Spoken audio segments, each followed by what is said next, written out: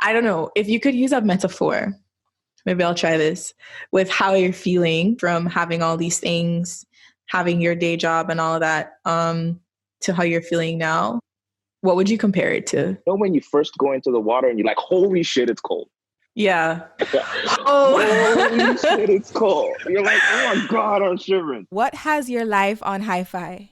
The Search for Clarity has my life on Hi-Fi.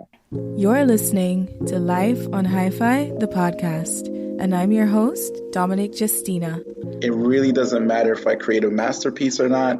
It doesn't matter who likes it. As long as I'm enjoying the process, that's all that matters. Follow me as we talk about relationships, love, purpose, passion, you name it.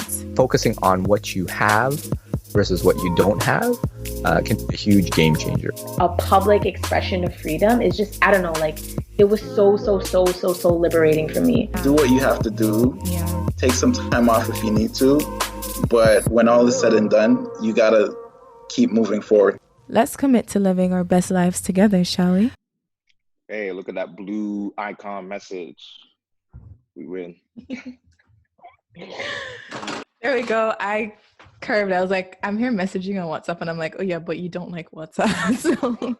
so hi Flo. Thanks for joining me. It's been overdue. I call you Flo, but for the culture, would you like to just show exactly how your name's pronounced? Oh wow, exactly would be Folarin Odunayo. That's my full name. And that means I walk in the wealth of God. The shorter version of that is Folarin. And then the even shorter version of that is Flo, which you call me. But yeah, thanks so much for having me on. It's really a pleasure. Like I've been excited for this. Sweet. Well, thanks for joining me because I know you're busy too. Do you want to share how we met, or would you like me to share? I don't remember exactly. I know like our connection, but I actually don't remember exactly our first conversation. So maybe you remind me and then we'll go. You don't remember? I'm so offended. That's not the answer. There've been so many good ones since that the first one, feels so long ago. No worries. I got this. So because, my memory is. I trust you. Yeah. Well, I was just going to say, like, we were connected because we didn't actually meet like that. But shout out to our mutual coach, Andrew Moss. He basically was like, I think you guys should be introduced because we were in the period of COVID. You guys are kindred spirits. And he was not wrong. So we met on LinkedIn. That's how we met. That's what I was like. I feel like it wasn't a familiar thing. But yeah, LinkedIn. Okay. Yeah. That's what it was. Yeah. It's kind of funny. That's like the most professional. Like, I don't think LinkedIn describes our connection. Like, it just sounds very... At all. That's why it feels foreign. It doesn't. Like, there's other people I would remember that for sure. But, like, yeah, it was a LinkedIn conversation. And I think I took maybe 4 days to respond to the message.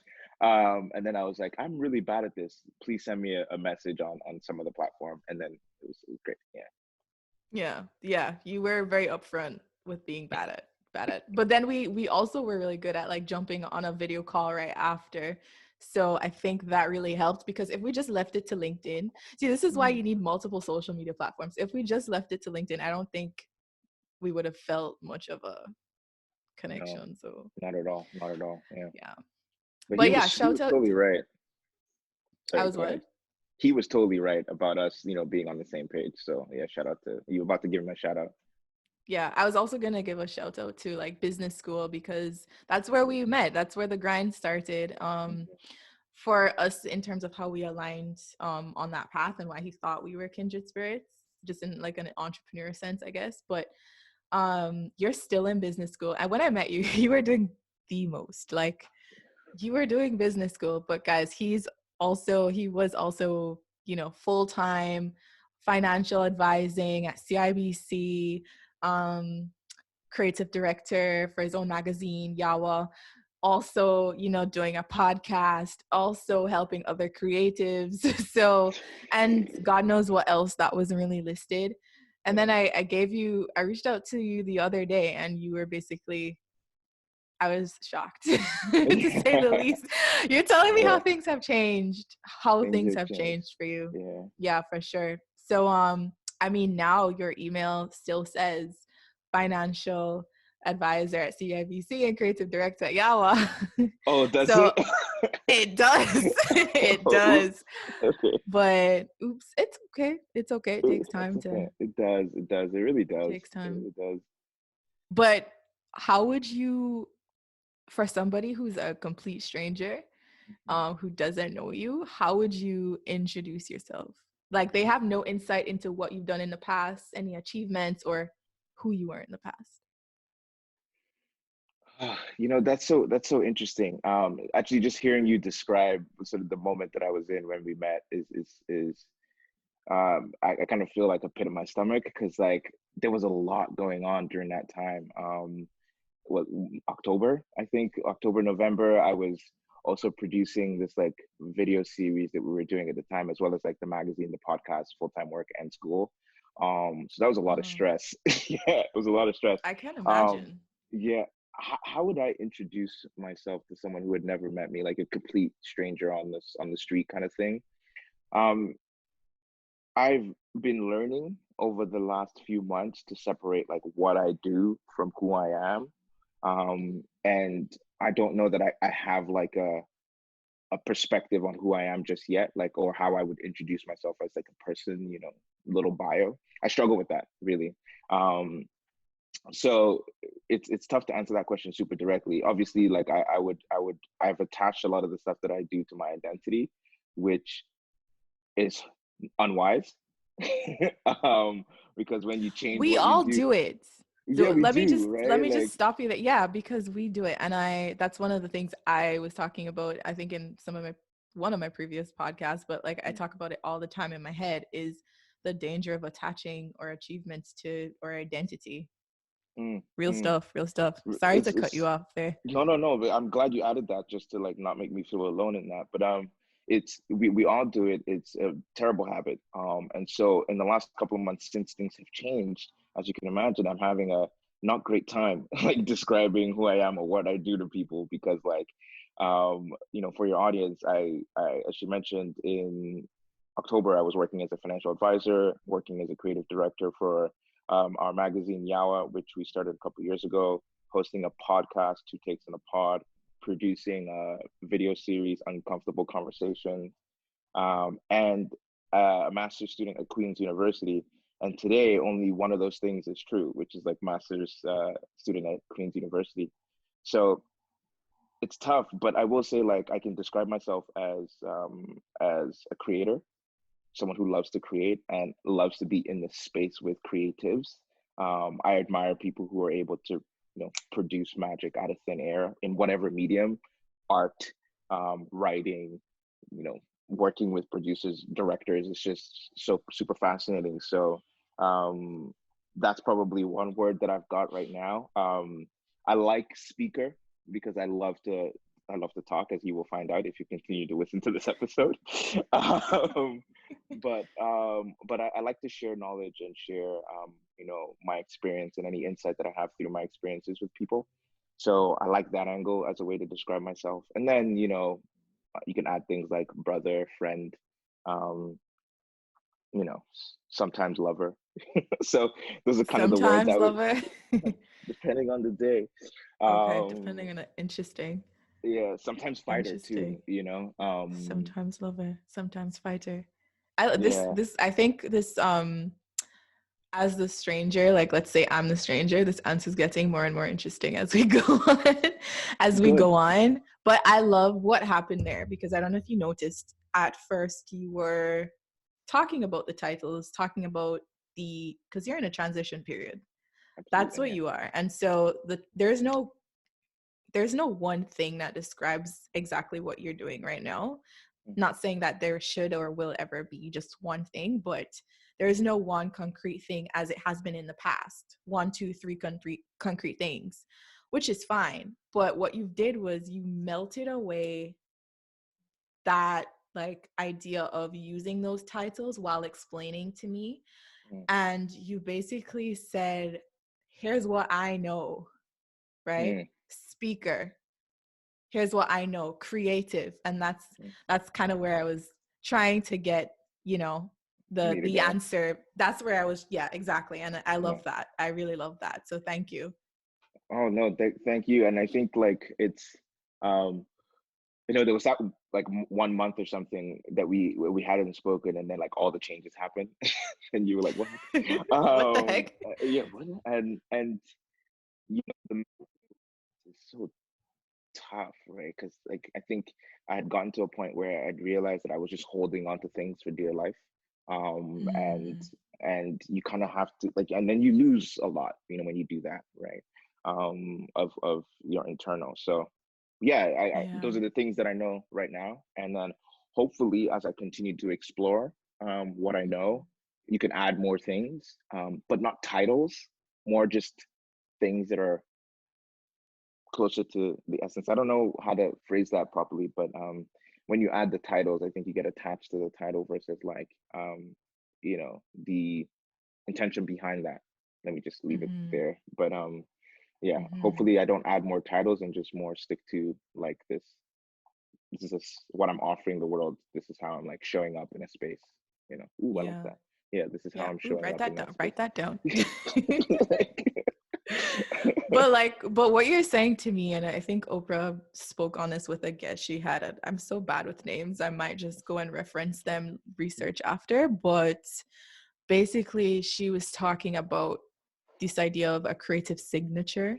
And so what we're doing now while we're living is we're getting closer and closer to knowing what that creative signature is, which is the core of the most authentic version of ourselves. I think as you move forward and as I move forward, I hope that we are able to peel away the outer layers and really get to that authentic part of who we are, so that it bleeds into any and every other thing that we do.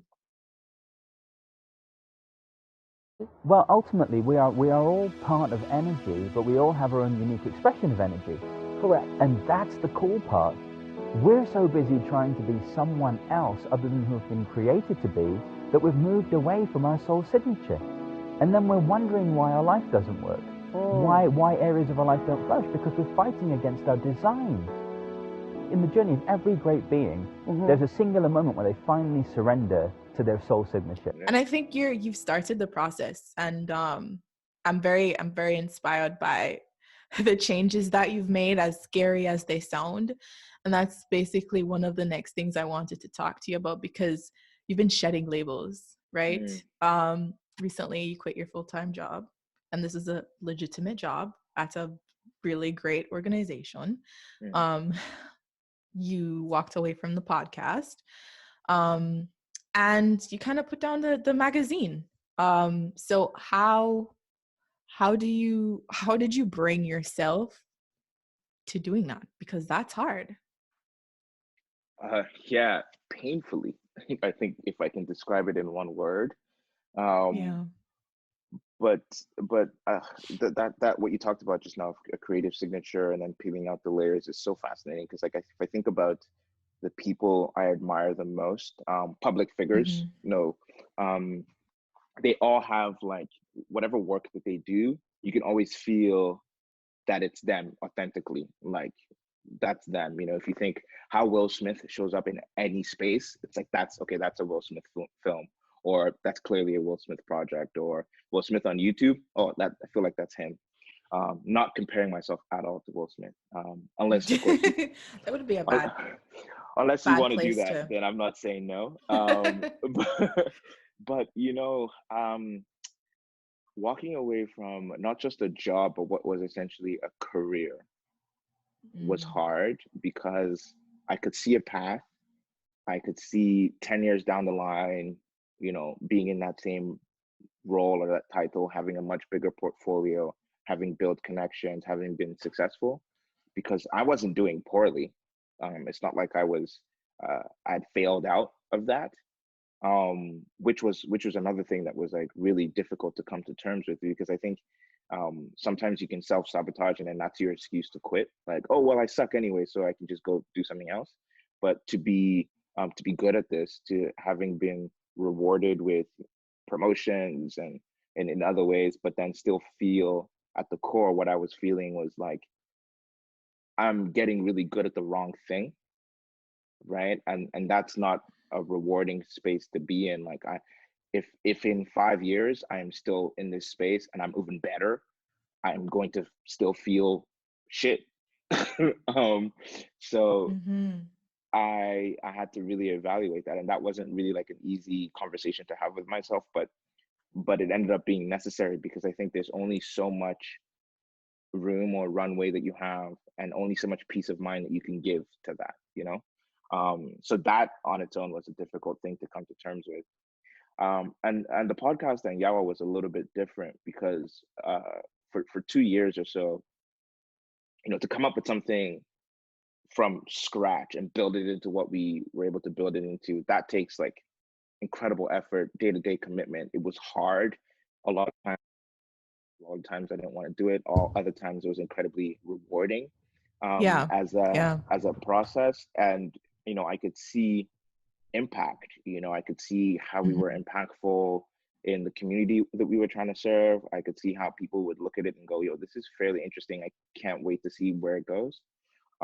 So having that sort of validation from the people that we were creating for was an interesting thing to experience, but also is kind of what made it hard to say that even though, again, we're doing this and I see potential in where we're going, I don't know that I can continue because like I don't think I had done the work of like peeling back, like you had said earlier at the top, right, to understand what is authentically me.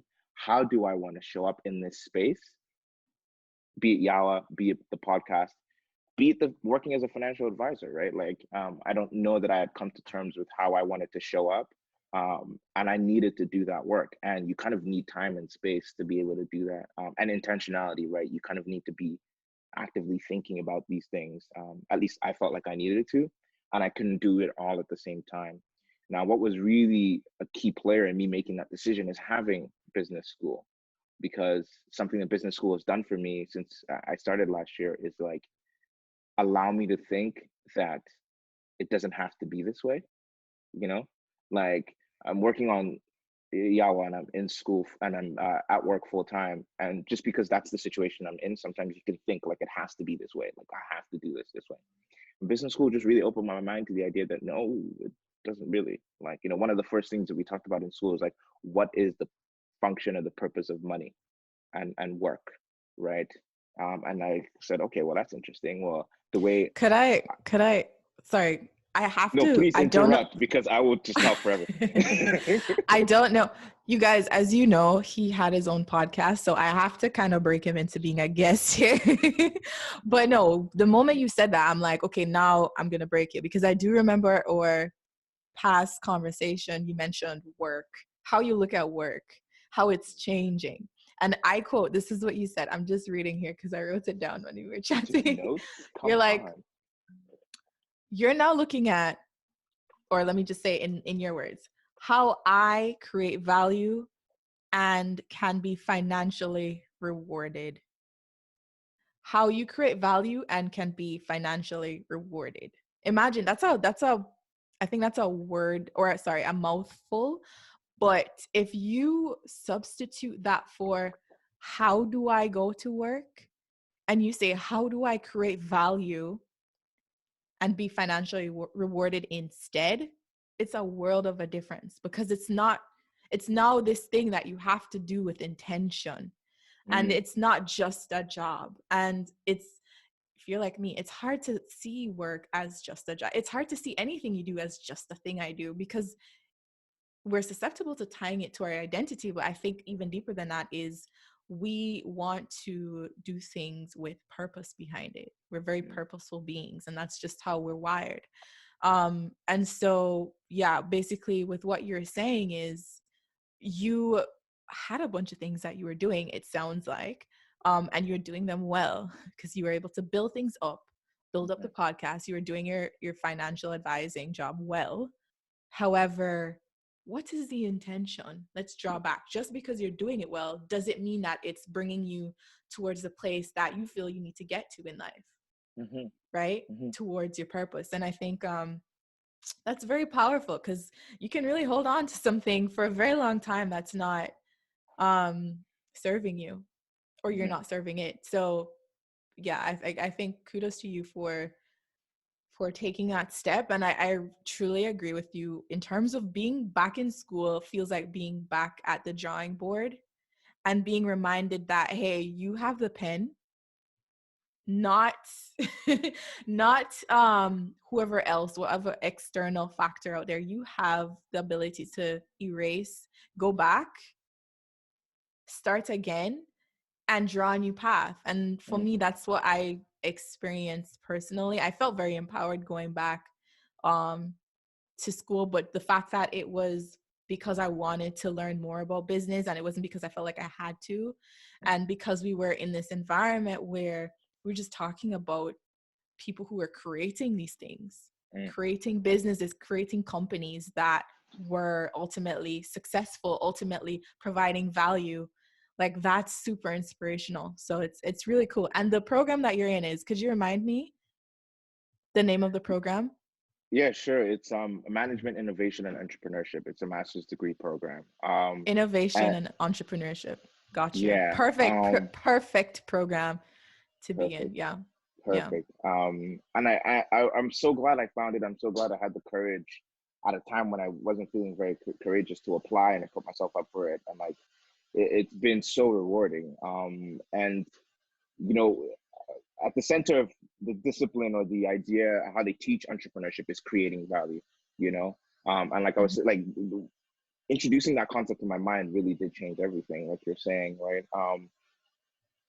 When you think about work or a job as creating value and then getting a financial reward, it changes everything. At least for me, it did. I began to look at like, even going into work as a financial advisor, what is the value I'm creating here, right? And one of the reasons I felt enabled to walk away after, or to challenge that perspective, is that like, am I doing anything different than another financial advisor wouldn't be doing, So it's plug and play. So it's not me. Okay, that's an interesting place to start. And then just going back and just, revisiting all of that, and then deciding that, you know what, I actually, when I do work, I want to create value that is unique to me, right? And is representative of myself. And then hopefully somebody will pay me for that, right? And that's essentially what you see with like artists like yourself, right? Like like nobody can paint like you, and then hopefully somebody will financially reward you for that painting, not hopefully, you've been doing that. So yeah, that's my perception. Yeah, for sure. I think with us artists too, or just creatives in general, it's definitely like, it's this little rebellious streak in like finding out how you can build your own. Like, I know this exists, but how do I make my own? And I don't think that's a bad thing. Like, it's certainly kind of scary. Like, honestly, I don't know. If you could use a metaphor, maybe I'll try this, with how you're feeling or how that transition felt, like from having all these things, having your day job and all of that, to how you're feeling now. What would you compare it to feeling like? Does that make sense? That's such a poorly constructed question. No. It's a challenge, and I think I'm up for it. So let me think. So so imagine you're at a pool party, and and you can see a bunch of your friends, maybe not your friends, but at least people that you admire, and they're just having the time of their lives in the pool. Okay, they're just swimming, they're doing laps, they've got balls in there, they're just time of their life. It looks like so much fun, but you've never learned how to swim. So you're just standing and watching them have fun. Like, you just, oh my God, these guys are having the best time. And I guess in this metaphor, the people in the water are people that I see out there just living authentically themselves, right? And obviously I'm the boy by the water. And after some time, you're like, okay, I never did the work to learn how to swim, but at some point these guys did, and they're having the time of their lives. And I'm here just on the sidelines. Maybe I'm reading a book, maybe it's decent, but it's like a tenth of the fun I could be having if I'm in the water. Yeah. Right? Wow. And then at some point I'm like, you know what? I'm going to do it. I'm going to get in. And so what happens in scenarios like this? You look into the water and the people are like, yo, come in. The water is fine. Right? You'll be totally okay. Come in. It's fine. Whatever. Come in. And those people are kind of like the people like yourself, like Andrew, who are super encouraging, who are like, you know what? Like, you're not crazy to think this way. And so I have those people. And at some point you make the decision that, you know what? I'm going to jump in, right? I'm going to come into the water. And that's how I was feeling around the fall of last year, right? How I'm feeling now is that you jump in, but you jump into the shallow end, obviously, because baby steps, right? You jump into the shallow end, but the feeling is that, you know, when you first go into the water and you're like, holy shit, it's cold. Holy shit, it's cold. You're like, oh my God, I'm shivering. I love that so much. Your body and your mind needs time to adjust, right? You need to regulate your temperature and you need to get equilibrium, balance. And that's probably the phase I'm in right now. It's cold as hell. It's cold, like I'm a little bit unsure. I'm glad I'm no longer just on my own outside of the pool. I've got all these people around me who are like maybe doing laps in the deep end, whatever, who their bodies are at peace or at equilibrium with the temperature of the water. But I'm still a little cold. I'm still like shaking a little bit and figuring it out. But like I can see that eventually I will be fine. So I know you'll be fine. I thought you did excellent. And I'm about to cop that. The next person who asks me like what inspired you, I'll be like, imagine there's a pool. That was so good. No, seriously, big man thing, as we would say in Jamaica, that was so good, because I'm here saying, look how I almost didn't ask you this question and I thought it was kind of tacky, but you handled it very well. And I think I could relate. You said I was one of the people in the pool. God help you, bless your soul, because I would love to be one of those people running laps in that pool, like knowing exactly where I am. But I'm also like you. I think I'm still trying to learn how to be as authentically me as possible, and to make sure that everything I'm doing is with intention, because I'm very subject to doing a bunch of things and realizing that, hey, just because I'm good at it doesn't mean I necessarily want to continue aligning with it. Like, it's okay to let things go. So but yeah, I like to believe that I'm somewhere in the shallow end as well with you. Or, you know, maybe I'm not freezing yet, but the time will come. Awesome. But yeah, really good answer. And then you also, like, we were talking about fair recently as well. And you said something powerful, a quote by Marianne Williamson. I believe. I actually don't even know. I think it's Williamson, but Williamson. She ran for president at some point. Google her, like, people, you'll find her somewhere. But you were basically saying that you believe a lot to do with why we don't really jump or push ourselves to enter the pool, I'll use your words, is not fear of failure. Sometimes it's fear of success.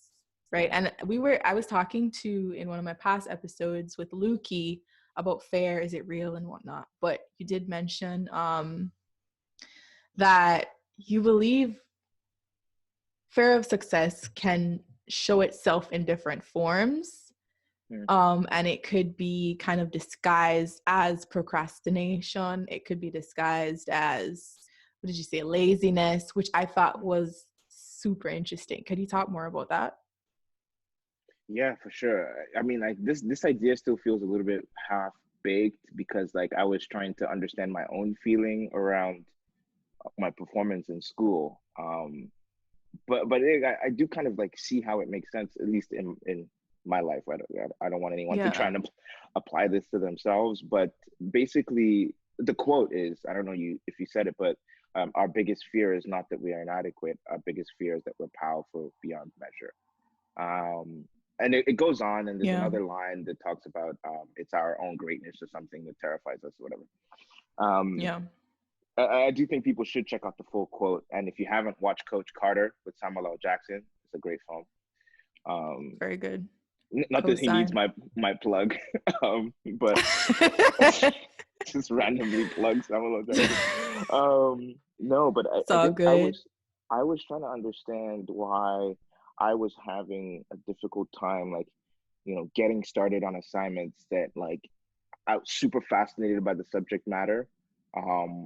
And like I would, read the course module and stuff, but like I just wouldn't begin on the assignment, right? Like, and it's just a really weird thing because one, it's the opposite to my personality, like in terms like I like, if something interests me and I have an idea around something, I like to get started on it right away and just like, fail quickly in that sense. But around this assignment, like I just couldn't get my head around it, like the due date came, the due date passed, and like I didn't start it, and it created a lot of stress in my mind. It was around the time too that I was thinking about, leaving work and leaving YAWA and leaving the podcast and all that stuff. So maybe there were external factors, but I kind of talked about it with a friend, and one of the core things that they were able to help me see was that, like, one, I'd been doing well enough in the program, and then two, for me, like, just thinking about it, it was like I felt like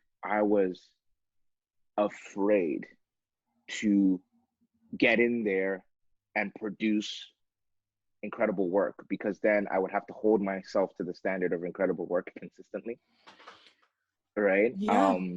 And it is that success, but it's that like quality that like I'm afraid to bring out of myself, because then people will see that and then people will go, oh, that's good. And then now whenever I do work, people are going to expect good work. Good work. So it's now this added pressure of like, oh boy, how do I outdo myself this time? Exactly. Let's use MJ, Michael Jackson, as one of the folks who kind of went through that battle publicly with his music before he passed away. Oh, did he? Like, is there like an interview or stuff that he did around this? Well, I don't know if there is an interview, but basically he was a perfectionist. That's kind of well known. And then I think it was Thriller was the album that did very well. And the people around him said that he was always looking to find ways to top Thriller. So I think it could be it could be a cycle. It could be a cycle of, now I'm successful. How do I stay here?